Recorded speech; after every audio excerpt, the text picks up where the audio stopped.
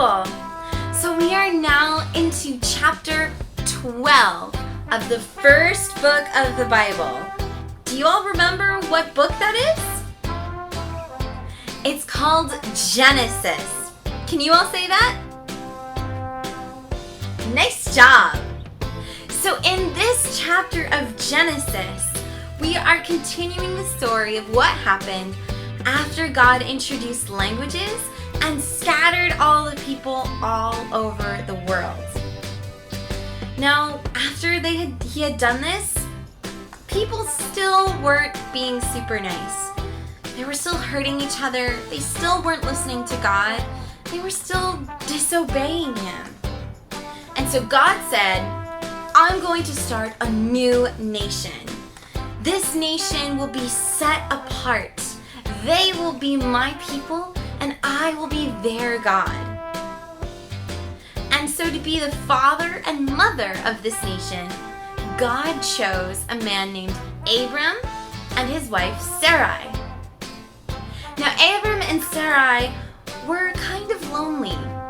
They were never able to have kids, and that was really sad. They had dreamed of having a big family and experiencing that special relationship. But unfortunately, they were never able to have one. And at this point, when God came to them, they were about 75 years old. But God came to Abram and said, I want you to be the father of my nation, whose people will be as many as there are specks of dust on the earth. Have you ever tried to count how many specks of dust there are? Let's see, can you look around your little area? Can you start counting? Let's see, 1, 2. Oh, I lost count already. There are so many specks of dust. It's easy to lose count.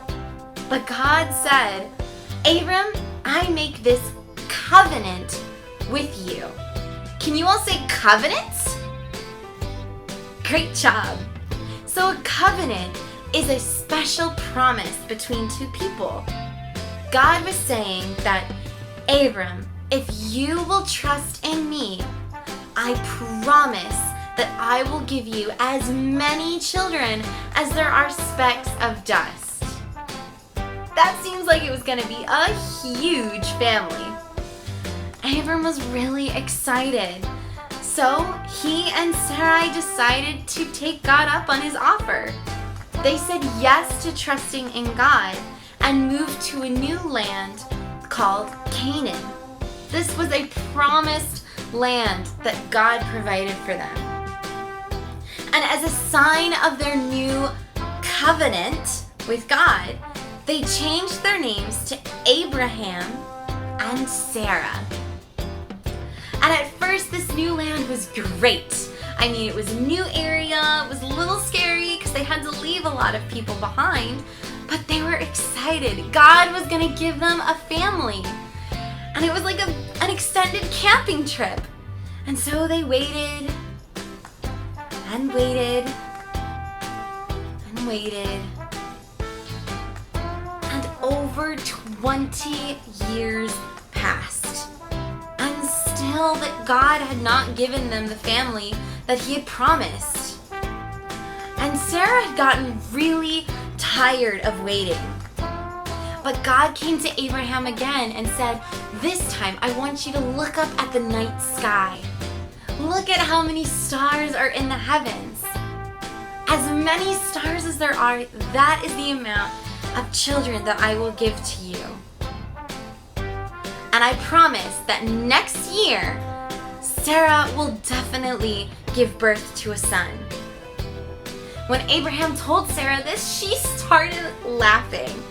By this point, she was already 99 years old.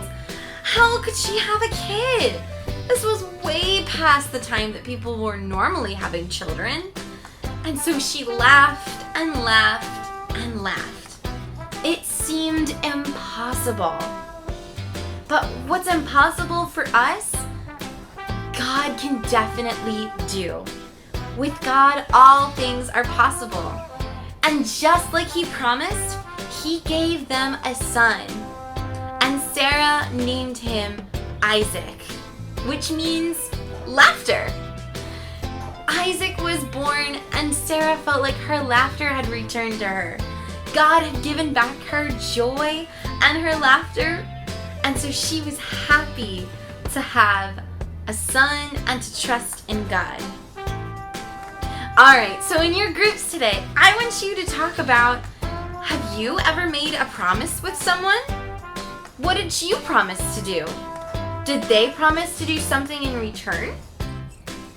And then after your small group time, I'm actually going to invite you to sing a song called Father Abraham. Now, for this song, you'll need to stand up and move around. But first, share about your promise time. What happened? And then have fun singing and dancing. And I will see you all next week. Bye!